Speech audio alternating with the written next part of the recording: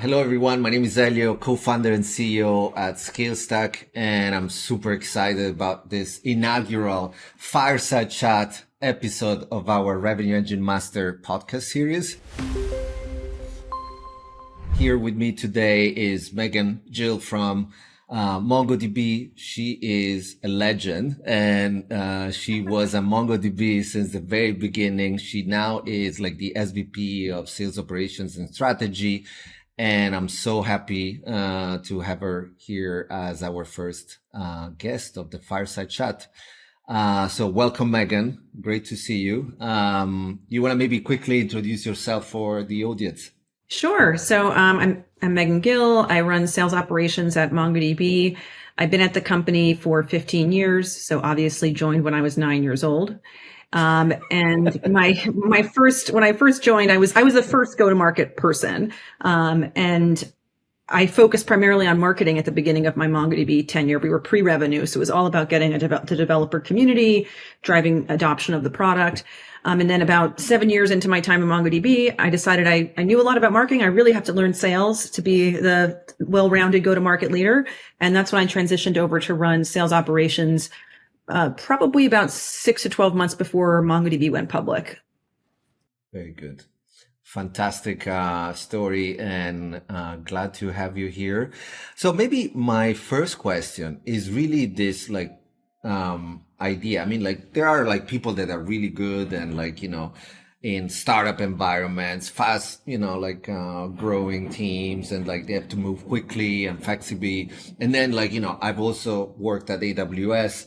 And so there are people that are really skilled, in larger company, settings and more institutional settings with a lot of rules, a lot of standards. And so my first question is really, how have you managed to be so successful at every stage of MongoDB growth?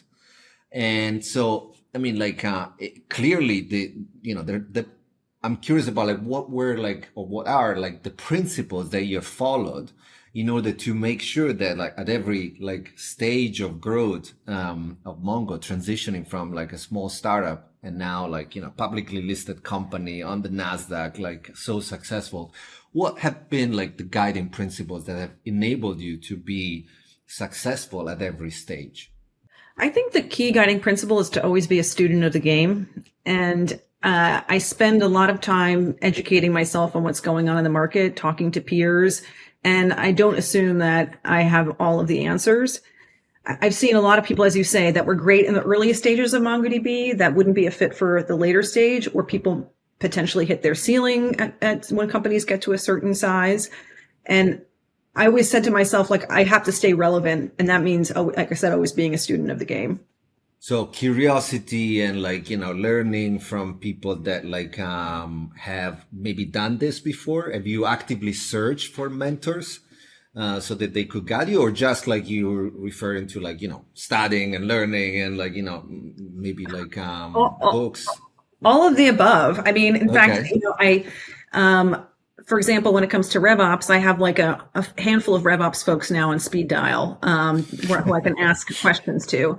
I also take the time to meet vendors, because vendors see a lot of what's going on in the market. And I'm very excited to partner with early stage vendors like Scalestack, or we're also implementing Boost Up.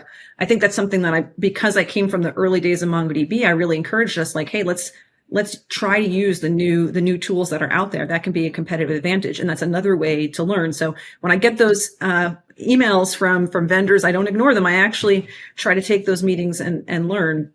But yeah, and I also do try to do things like this, speaking and podcasts and sharing my knowledge, because I also find that then people start coming to me, and then they think they're coming to me to get advice, but I'm actually getting to learn from them, which I love. Yes.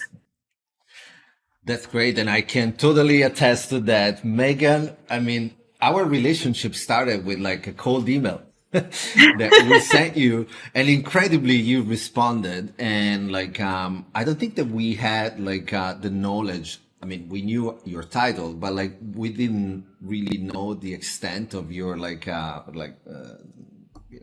duration at MongoDB, or like how early you were. And only after we learned that, and it did make sense that you responded to that cold email. And I can attest that, like, you've been an incredible partner for now years. And the first real customer, like enterprise customers, that was curious enough to learn more about what we were developing as Scalestack, and in many ways take a chance. And so I treasure that, and I find it like so incredibly inspiring.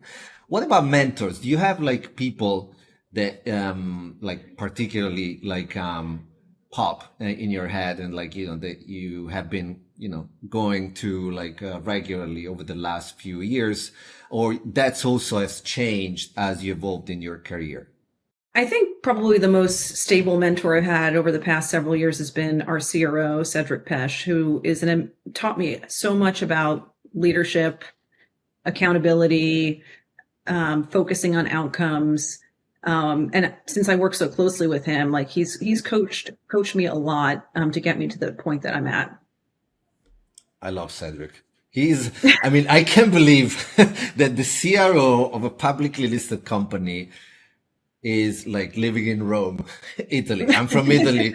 I find it like, so ballsy in many ways that like you decide, okay, that's where I live, and that's where I'm going to, spend my time.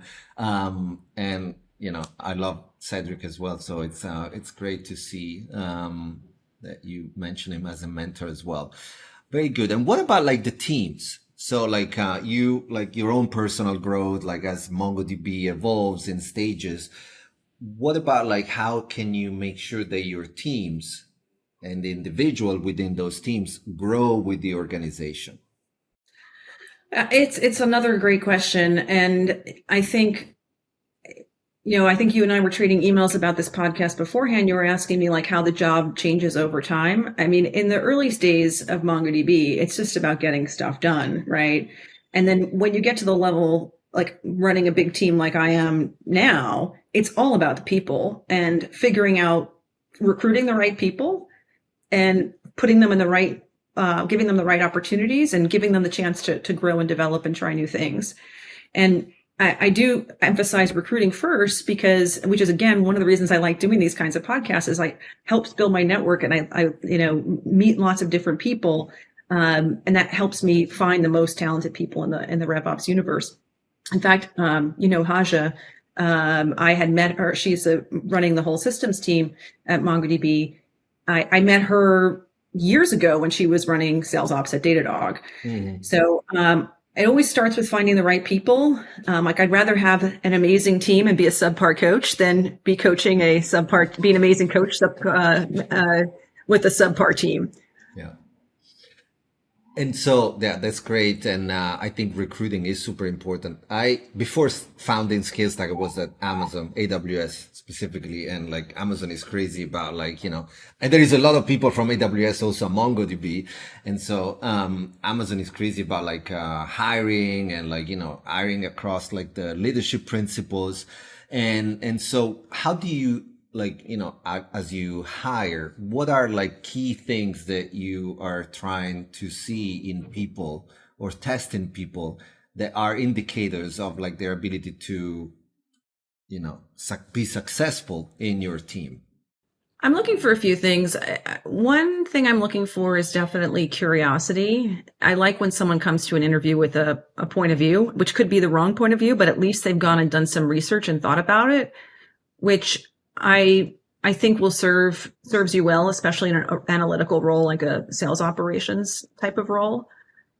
I look for people who have the raw brain power to deal with the complexity of the systems that we have today, because it is a complex go-to-market, complex products. We're selling to software engineers, so that's also quite important that they have the brains.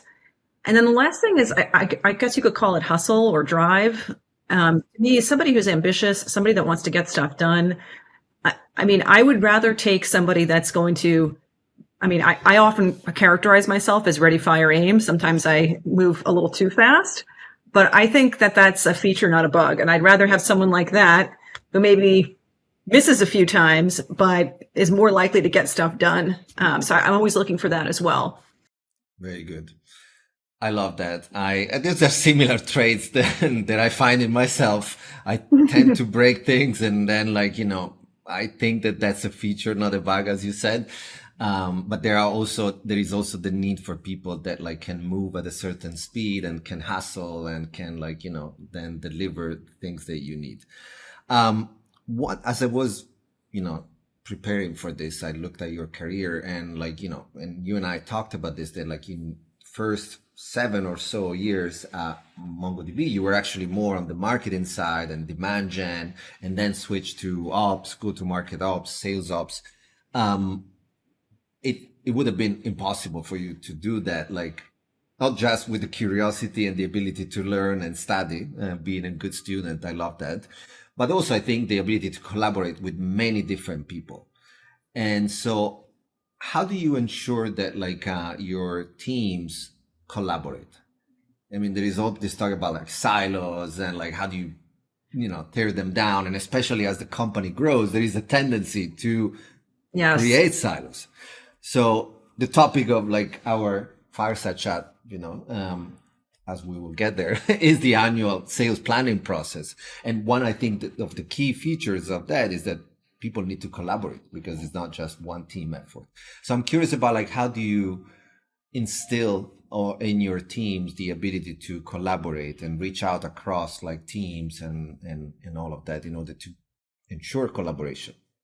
To be honest, it's not perfect. And in planning, we have plenty of issues that come up where, for example, an example might be our team updates the data for a bunch of accounts, and then that has a downstream impact on how we segment and how we build territories as part of annual planning. But the team that's responsible for the data may not be talking to the team that is actually responsible for, building out the territories. It's a common type of example that might happen. And one of the things that we've been doing, especially now that we've gotten to this scale over the last year, has been periodically having a reset on this is the end-to-end process. So 2 weeks ago, we had a series of sessions where we had all the different cross-functional teams that touch commissions talking about these are the different processes, the different steps, starting from building a territory to deciding the quota, to how it gets loaded into Incent, and all the way through to actually delivering the commissions in the reps' bank accounts. So periodically doing that and stepping back is an amazing silo buster. Right. And so how do you define success? So what is and annual planning is everybody's talking about this. I mean, I was at AWS reInvent, and a lot of companies that I talk to are in this cycle of planning for next year, and sales planning is huge topic for many, and that's why we decided to focus this Fireside Chat on that. So maybe the first question is really how do you define success in this annual process? I think many companies don't get their act together fast enough, and it's a big waste of sales productivity if sales doesn't know what their North Star is on day one of the fiscal year.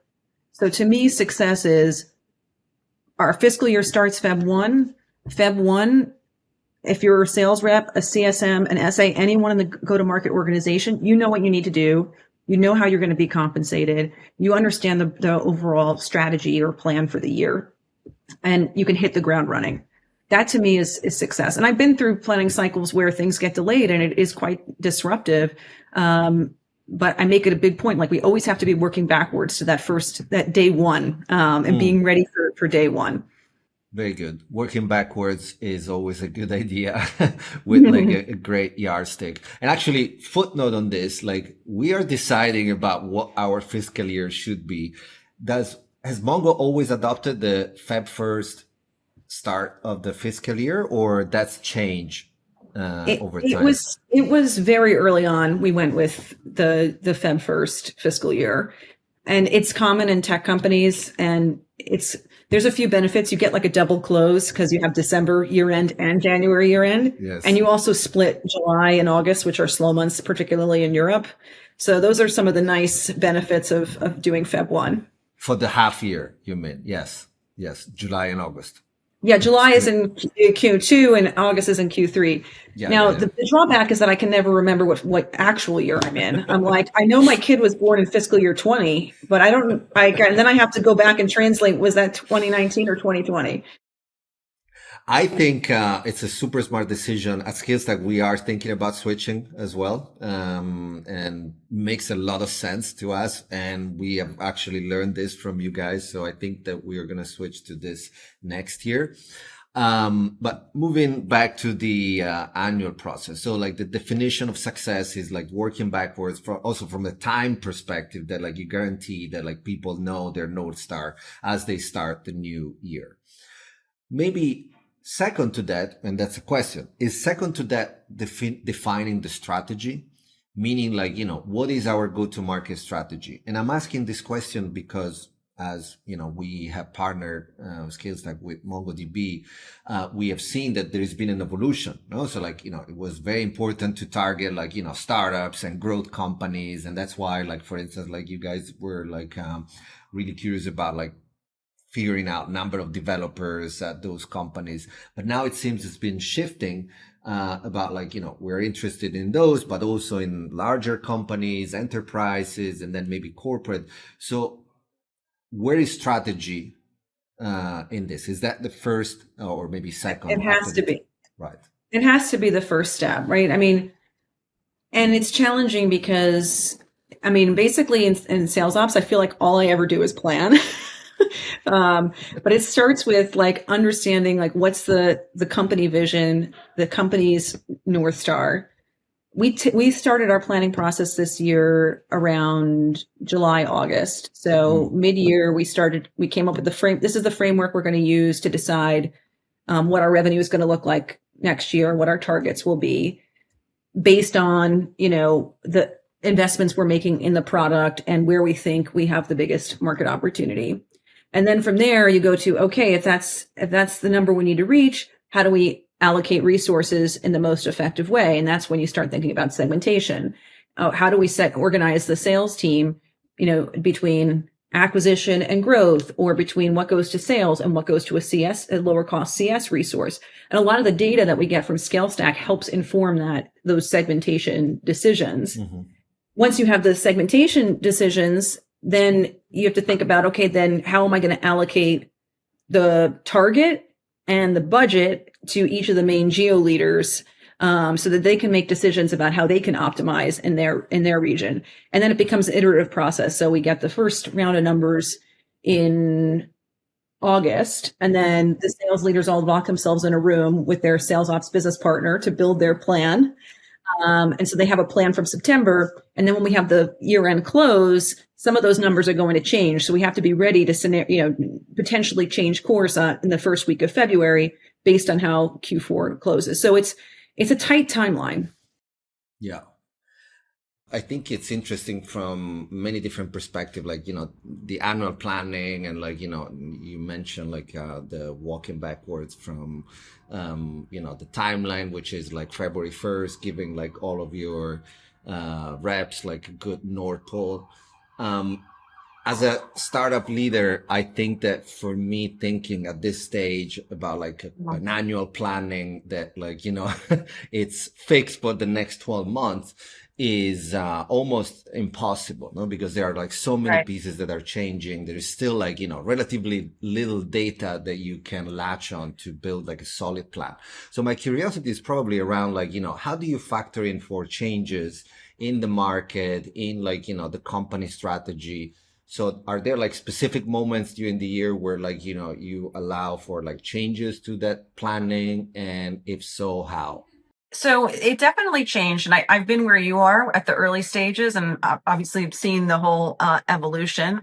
And I think there's kind of a trade-off between stability and having things really sort of well organized and being flexible. I think I've always been the person that wants to be as flexible as possible, but I've learned that introduces quite a bit of chaos. And so we went from, situations where we might change things every single month, whether it's how we're organized or how we're segmented, to looking at it on a quarterly basis. And now we look at it on an annual basis, and we typically do a mid-year check-in, and it's possible that we would resegment in the middle of the year. but it's pretty disruptive at this scale. And it takes a lot of thought if you want to move around accounts or change how you're going to market. So I think the idea is to have a long-term vision and be always aligning to that long-term vision, and be as flexible as you can within that, but recognizing that change is quite disruptive. Yeah, that's great. So we talked about timeline and maybe changes during the year. We talked about strategy. As you do the annual planning, what's next? Because we said like strategies first. What is next? Is it like talking about how you incorporate feedback from like sales?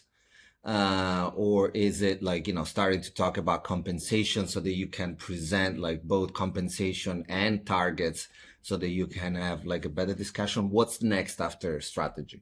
I mean, I think one of the things that's challenging about planning is that you have to be very iterative because you don't have all the data, right? And you have to kind of work multiple streams at once. So, and they're all interdependent, right? So the first thing typically is making those decisions about segmentation.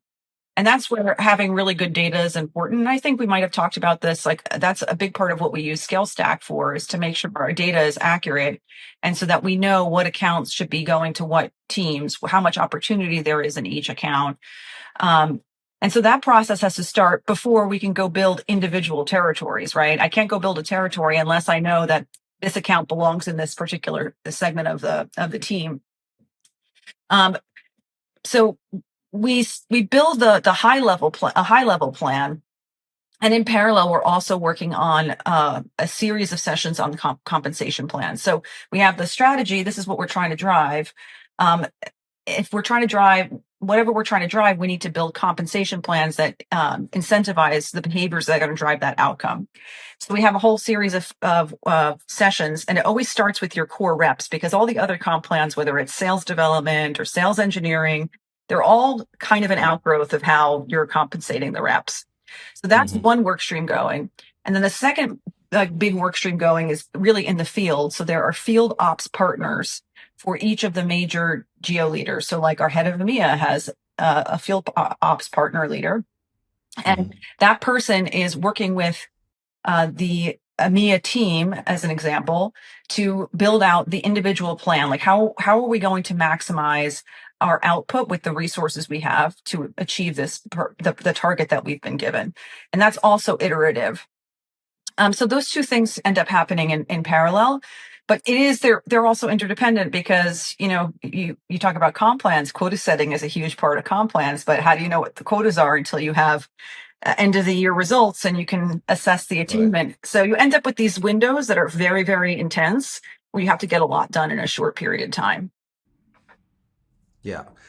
Yeah, I think the forcing factors is always time. I mean, you mentioned that you start with time, and then like there are like, 1 week, like, in January, for instance, where like there is a lot of activity. Yes.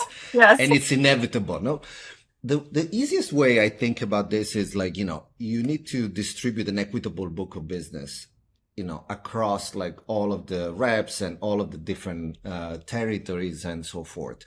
How do you think about like, and maybe how has changed even in your role, the thinking around like the profiling the account so that you have a good sense of like how much that account is worth to the business? Well, that has evolved as well. I mean, if you think about it right now, we have some very large strategic customers where our focus is expanding within those customers. So the kind of data and that we need from those customers and the kind of intimacy we have in those customers is much greater.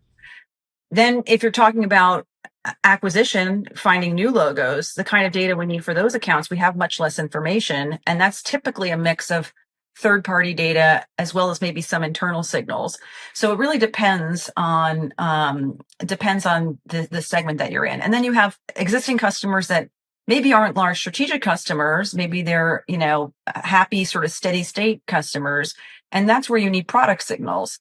So it really depends on the segment that you're talking about, the types of data that you need. Yeah, which changes like depending not just on the strategy, but the type of like companies that like you target, and also like, is this a customer or not? Is this like somebody that we know a lot about or not? Very cool. And And then what, like, you present like, the map of the account and like the value of the account across the org is like comp and negotiated, type of like, process with sales leadership, or it's like, really much in your case, like defined by like the need for the business. And so like, there is not much room for negotiation. So I always liked to involve sales in the decisions about how we design the comp plans, not all the way down to the rep level, but the senior sales leaders, because I find Right. if they understand why we're making the decisions and they're bought in and they have some input, and a lot of times they understand things in the how things work in the field that I wouldn't from my centralized role, I feel like we get a better result. But it does require sort of slowing down to speed up, because you need to do a lot of education to the sales leaders to explain to them, this is how the comp plans work today. This is the cost of sale today. This is what we have room to change. This is what we potentially cannot change. And really working with them to get that input.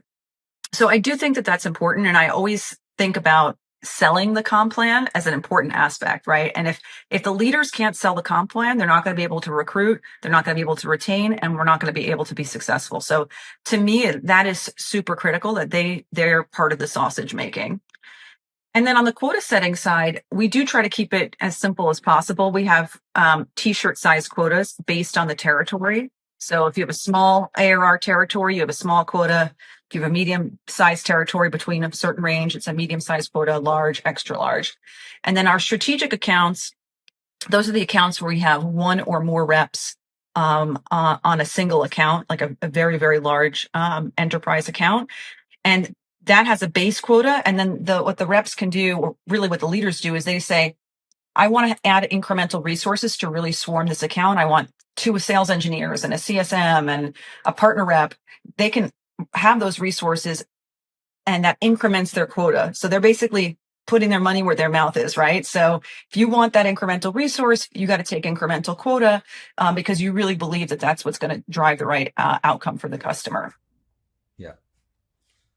Really, really interesting. When you were talking, I mean, and I don't know, I know that the thinking about this is changing on MongoDB, but you guys and you led the building and development of Argos, which is this tool that you use internally. It's homegrown, right? So Argos is like homegrown to dynamically allow sales leader to readjust and redistribute accounts during the year. So dynamically, if you hire or if, reps leave, and like readjusting things on the fly. Can you tell us maybe a little bit? And again, I know that thinking is changing there, but it was like something that clearly differentiated you guys from any other team that we have talked to and worked with.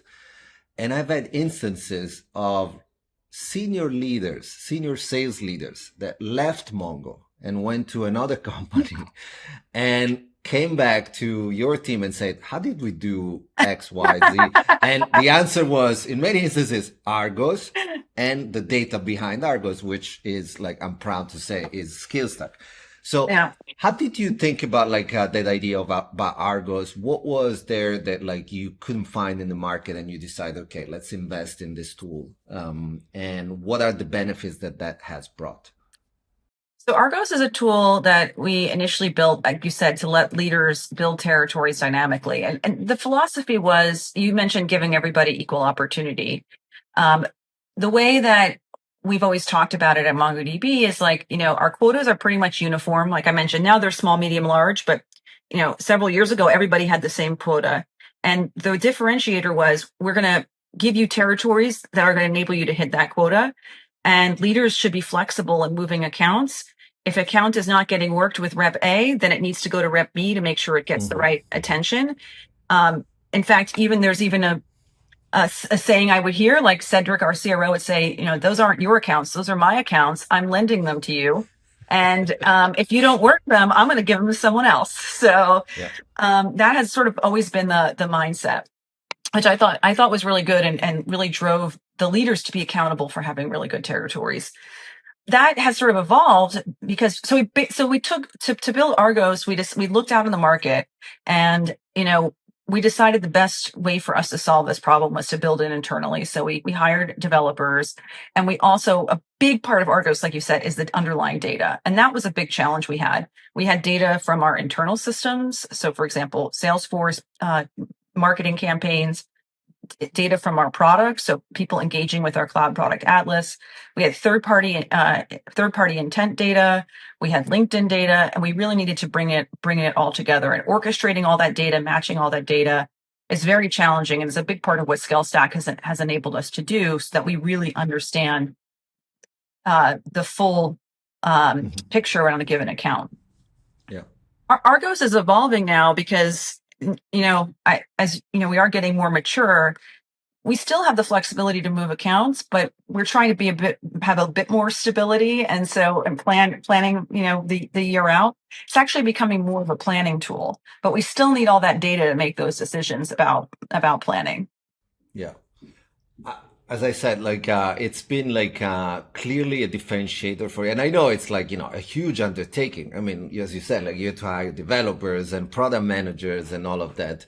But it's been a constant over the last couple of years that people have asked me a lot about Argos, and can we license Argos? Can we seriously? And I've, sort of joked with Cedric about this. But maybe that's a conversation for later. No, the sales team has told me that they would like to sell Argos. They feel like, and it's also it's got a nice UI, so it's a very slick thing. But right. Yeah. Anyway, we should talk about that. But this triggers to me another topic, which is I'm really fascinated by your role and go-to-market ops in general, and the example of Argos, which is a product, right, triggers the questions about how do you see your role and your team's role? Is it more process, or is it actually becoming more product? And so if you see this transition happening, especially with say AI, where definitely you need data to do all of this planning and orchestrating all of different inputs. But it feels to me, and I don't know if this is something you share, it feels to me that your role, which is a really fast growing job category in America, right? So sales ops, RevOps, marketing ops, because it's getting so complex that we need to hire really strong leaders in these job categories.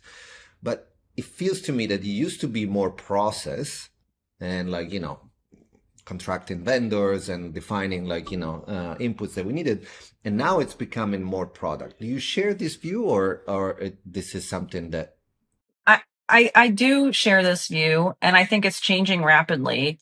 And sales ops, the kind of talent that we're looking for now, we're really looking for people who can think about things end to end, and not just think about individual point implementing a vendor for an individual problem, but actually thinking about holistically, what is our end user, which is the sales rep, what is their experience across our entire suite of tools? A common piece of feedback that we get from the field is there's too many tools, too many screens. Yes. So we're trying to figure out how do we implement vendors that can enhance the tools that we have, like Salesforce, without creating an entirely separate workflow or entirely separate set of data points, different set of screens. And then this is all, when you start thinking about generative AI, I mean, that's going to be a key differentiator, is which of the sales and RevOps leaders are able to leverage AI, hire people who can understand the AI landscape and figure out how that applies at MongoDB, or applies at their company. Yeah. And so do you think about that in the hiring process, that you want to have people that normally would be product managers? Are you thinking that way, or not yet? And you're still trying to find out what's the ideal profile? I think it's always going to be a mix. I mean, right before this podcast, I was talking to one of the analysts on the team who supports our leader in the UK, and he's very systems oriented. And so we've been giving him projects to teach him about working on projects that are stitching technology together across different teams, working cross-functionally. And developing that skill set in-house as well as supplementing from people externally. The reality is there aren't a lot. For example, he said to me in this is a coaching conversation, he's like, well, I don't know a ton about Gen AI. I'm like, nobody knows a lot about AI. Okay. Right. Everybody's learning. So it's not like you're going to find someone with 10 years of experience in ops and AI. So you're going to have to develop some of that talent internally and invest in people. But again, it goes back to you asked me about hiring. Hire people who are curious and really want to learn. Those are the kinds of people that will go and self-educate themselves. Yeah. Absolutely agree with you that like anybody that comes and try to position as an expert in AI, it's like, the reaction is like, slow down. But we learned a lot together between MongoDB and Scalestack. We did like quite a bit together in AI. And I think that the first instinct last year was, when ChatGPT came out, I think obviously the large language model that they brought was like super strong. But together with that, they had the chat component, right? Which instantly made people realize how easy would be to use such a strong, like powerful large language model. And so I think that there was like an instinct from many people to like, okay, the chatbot is like the artifact by which we can do AI. And I think in many ways, like the work that we've done together around Spotlight, which I think is still very meaningful and relevant, was a reaction to that. And that like we need to provide like a way for like reps to get like access to the data or the insights that AI generates. I think that what we learned, and at least this is what I learned, and I want to get your view on this. What I learned from that experience is that, as you said, adding another screen, very tough. So reps don't want another screen. But the power of like using AI as like at the sort of middleware level, where like you orchestrate a lot of data and you make it like meaningfully better, so that it's not just profiling the accounts, but it's adding activity signals from news, from job postings, from products, from many different places, which without AI would have been like impossible to do, is what's very valuable. Do you share this view, or you think that like, in reality, like the way we will need to transfer those insights to the reps will require like a ad hoc sort of like chat interface, co-pilot, whatever we want to call it? What's your view on that right now? Which may change. I'm not going to hold you accountable to this. Is this being recorded? Oh, wait. It's being recorded. No, you're right. I think what we're finding is that how can we use AI and to enhance the rep's existing experience? So like you said, if you can bring together data and orchestrate the data to give the reps insight, that can be delivered, for example, via Slack, a tool they're using every day, or via Salesforce. It doesn't need to be a separate UI. I think they've got enough UIs. Those are the kinds of experiments that we've been working on with AI. So, for example, we launched a product called Coach GTM, which I'm sure you're familiar with. It's an enablement chatbot. It's in Slack. It reads all of our enablement docs. So if a rep wants to ask, what's the give me a customer use case in financial services, it can surface that very easily and answer some of the very, basic enablement questions, which is very, very helpful. And it's built on MongoDB. So like Scalestack. Scalestack. Scalestack is built on MongoDB. Yes, I did an interview at reInvent for you guys. It was fun. We like to help each other. Yes.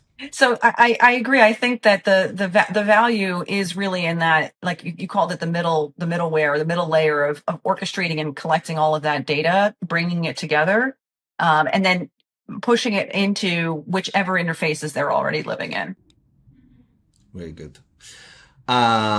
We are at time. This has been like super, super fun for me. I need to ask you about Rock the Ridge.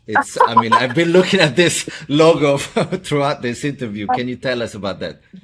So I grew up in New York City, and then during the pandemic, I moved to the Hudson Valley in a town called New Paltz, and it's right next to this beautiful preserve called Mohonk Preserve.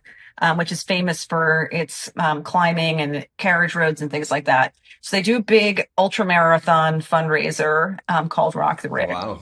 And so 2 years, and you can do it as a relay. So the last 2 years I've done it as a relay, but I'm planning to sign up to do the full 50 this year. So 50 miles or kilometers? miles. Oh my God. So 2 marathons, basically. Well, I see now that I've recorded it, I'm committed, aren't I? Right? It's getting published. Yes. I need to do the full 50. But yeah, no, it's a really fun event for an amazing cause. So if I don't make it for the full 50, I will definitely do at least one or two of the legs. And on LinkedIn, I will be asking all of these listeners for their donations Absolutely. for the preserve. Absolutely. But so is it like one day or is it like Yep. on multiple days? It's an 18 hour, you have an 18-hour window to complete it. So it starts Wow. at 6 in the morning is the kickoff. And so I've done it as a relay. So it's about 13 miles each Okay. section. So a half marathon each section. Yeah. Okay. I love running. I did the New York City Marathon for the 6th time in Oh, November. really? I've done it twice. So, yeah, it's great. I've only done it twice, so not 6 times. It's great, but I could never imagine once you're finished a marathon that you have to do another one right away. So like, 50 Listen. miles sounds like crazy. If you've done the New York City Marathon, you know that you get to the end, you're like, I can't possibly walk another foot. And then they're like, please walk 1 mile to exit Central Park. And you're like, what? Yeah, it took me forever to go back home because I live on the east side of the city, and like you exit on the west side, it's impossible to cross the park, so you have to go around the park. And so I did probably like 3-4 miles after that, but like limping. But anyway, Meghan, this was great. I thank you so much, and good luck with everything. Thank you. Thank you so much, Elio.